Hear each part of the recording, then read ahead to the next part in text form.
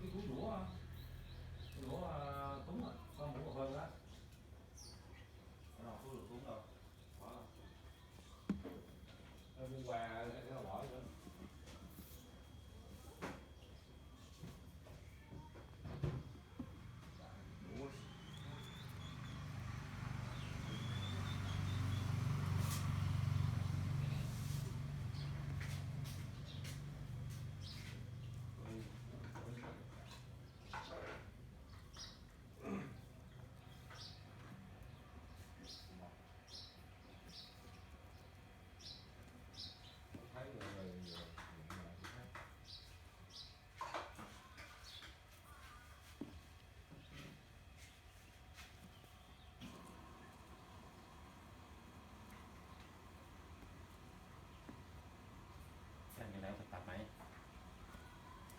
Quê Tết đi thực tập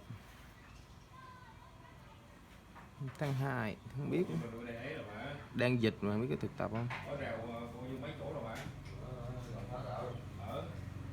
Hết dịch đó hả?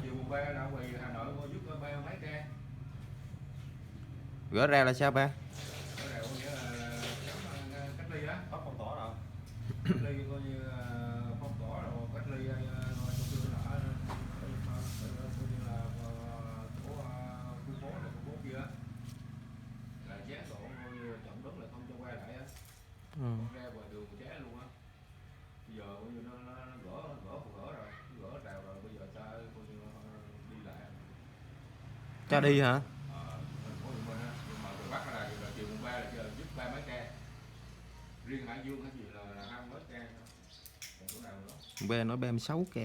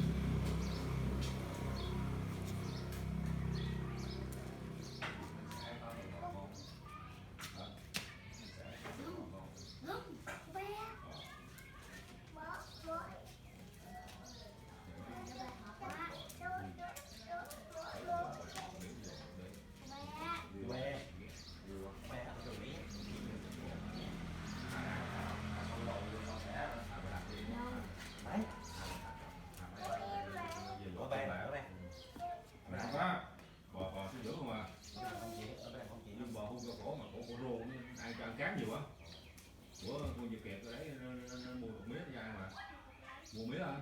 Chặt đột ra.